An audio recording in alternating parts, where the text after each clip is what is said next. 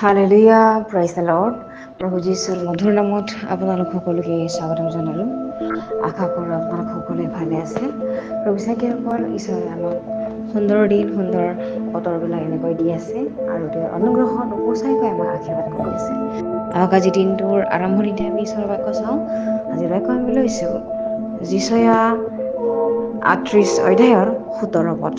সুন্দৰ ঈশ্বৰৰ বাক্য আমাৰ কাৰণে কৈছে, চোৱা, মই যে অতি বেজাৰ পাইছিলোঁ, সেয়ে মোৰ শান্তিৰ নিমিত্তে হৈছিল, আৰু তুমি মোৰ প্ৰাণক প্ৰীতি কৰি তাক বিনাশৰ গাঁতৰ পৰা ৰাখিলা, কিয়নো তুমি মোৰ সকলো পাপ তোমাৰ পাছলৈ পেলালা। Hallelujah, praise the Lord. ঈশ্বৰৰ এই সুন্দৰ বাক্যৰ কাৰণে ঈশ্বৰক ধন্যবাদ দিওঁ। চাকিসকল, সিহঁতে হিজকিয়াই যেতিয়া নৰিয়া পৰি সুস্থ হৈছিলে, তেতিয়া তেওঁ ঈশ্বৰক ধন্যবাদ দিছিলে যে তেওঁ গম পাইছিলে যে ঈশ্বৰ দয়ালু হয় আৰু ঈশ্বৰে আমাৰ পাপবিলাক পূৰণ নকৰে। যদি আমি মন পালন কৰি তেওঁৰ ওচৰত আহিছোঁ, তেনেহ'লে তেওঁ আমাৰ হৈ যোৱা পাপবিলাকৰ বিষয়ে তেওঁ নাভাবে আৰু সেই পাপবিলাক তেওঁ যোগ নকৰে। তেওঁ আশীৰ্বাদৰ লগত মনৰ দুখ বেজাৰবোৰ যোগ নকৰে, তেওঁ আশীৰ্বাদেই দিয়ে। হালেলুয়া। সেইকাৰণে হিজকিয়াই কৈ আছে ইয়াতে, চোৱা, মই যে অতি বেজাৰ পাইছিলোঁ। তেওঁ যেতিয়া বেজাৰ পাইছিলে, তেওঁ যেতিয়া নৰিয়াত আছিলে, তেওঁ অশান্তি পাইছিলে, বেজাৰ পাইছিলে, নিজকে তেওঁ একদম দুখী অনুভৱ কৰিছিলে। কিন্তু হিজকিয়াই কি কৈ আছে, সেয়ে মোৰ শান্তিৰ নিমিত্তে হৈছিল বুলি কৈছে। আমেন, প্రైজ দ্য লৰ্ড। আমি আমাৰ জীৱনত কেতিয়াবা ভাবোঁ, মোৰেই জীৱনত কিয় হৈ থাকে, এনেকুৱা ভাবোঁ আমি। কিয় ইমান অশান্তি হৈ আছে, বা কিয় মোৰ নুজুৰে, বা মোৰ কিয় এনেকুৱা হয়। অকল কেতিয়াবা কিছুমান কাৰণ থাকে, যিটো ঈশ্বৰ যিটোৱে আমাৰ ভালৰ কাৰণে কৰে। যদি আমাৰ জীৱনত অশান্তি আহে, বিপদ আহে, নহ'লে আমি ঈশ্বৰক কেতিয়াও বৰ্ণ কৰিম।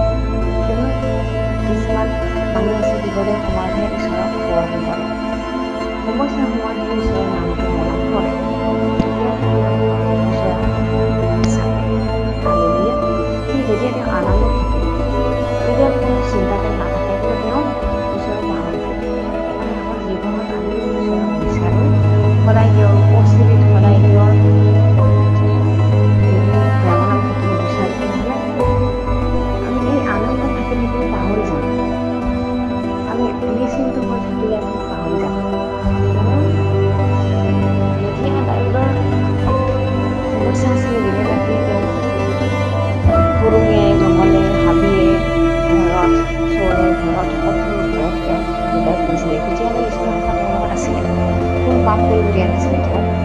কিন্তু যেতিয়া তেওঁ দেহমনে সুস্থিৰ হোৱাৰ পাছত, কেৱল দুখৰ বিধিমানি তেওঁৰ অৱস্থা ভাল হোৱাৰ পাছত, তেওঁ যদি নিজৰ সিংহৰ বাৰাণ্ডাত থিয় হৈ আছিলে, তেতিয়া পিছত তেওঁৰ চিন্তা ভাবুক আকৰ্ষণ কৰিলে,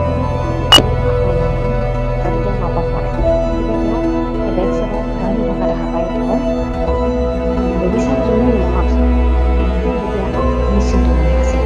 তেতিয়া সময়ত চিন্তা সেইকাৰণে আমি আমাৰ চিন্তাধাৰা খালী কৰি থাকিব নালাগে, ঈশ্বৰক ভৰাই থাকিব লাগে, যীশুখ্ৰীষ্টক ভৰাব লাগে, পবিত্ৰ আত্মাৰ উপস্থিতি হৈ থাকিব লাগে মনত। সেইকাৰণে যদি আমি বেজাৰত থাকোঁ, বেমাৰত থাকোঁ, নৰিয়াত থাকোঁ, তেনেহ'লে যাতে আমি ঈশ্বৰৰ নামত চাবলৈ নিদিওঁ, যাতে আমাৰ জীৱনৰ সুবিধাবিলাক হয়, যাতে আমি ঈশ্বৰৰ লগত অধিককৈ যোগাযোগ ৰাখিব পাৰোঁ, অধিক পবিত্ৰ হিচাপে থাকিব পাৰোঁ।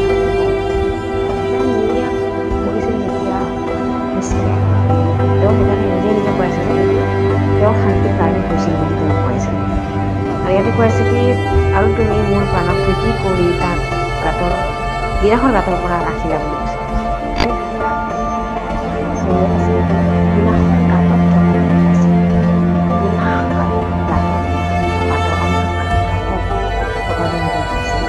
কিন্তু ঈশ্বৰে তেওঁৰ প্ৰাণটোক মৰম কৰিলে, স্নেহ কৰিলে, প্ৰীতি কৰিলে আৰু তেওঁ প্ৰাণটোক ৰক্ষা কৰিলে। হালেলুয়া। আৰু ইয়াতে কৈছে, কিয়নো তুমি মোৰ সকলো পাপ তোমাৰ পাছলৈ পেলালা বুলি কৈছে। অকল আমি আমাৰ চলি থকা জীৱনত আমি ভাবোঁ এইটো পাপ নহয়, এইটো চলি যায়, জীৱনত সৰু সুৰাটো কথা চলি যায়, এনেকৈ ভাবোঁ আমি। কিন্তু বিশ্বাসীসকল ঈশ্বৰৰ যিটো উপস্থিত আমি থাকিবৰ কাৰণে বিচাৰিলে আমি সকলোবোৰ ত্যাগ কৰিব লাগিব। হালেলুয়া।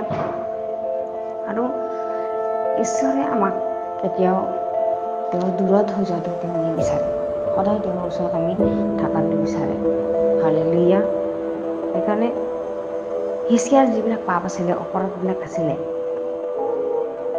ঈশ্বৰে তেওঁ সকলোবোৰ ঈশ্বৰে তেওঁক সোঁৱৰণ নকৰিলে, পাপবিলাক অপৰাধবিলাক সোঁৱৰণ নকৰিলে আৰু গোটেইটো ঈশ্বৰে মুচি পেলালে।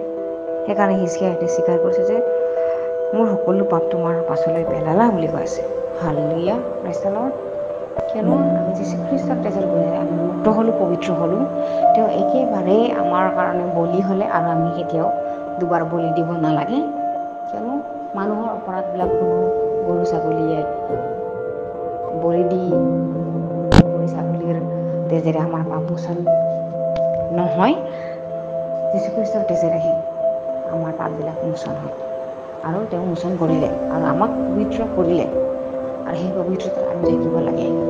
এই পবিত্ৰতাত নথকাৰ কাৰণে আমি সমস্যাত পৰোঁ, বিপদত পৰোঁ।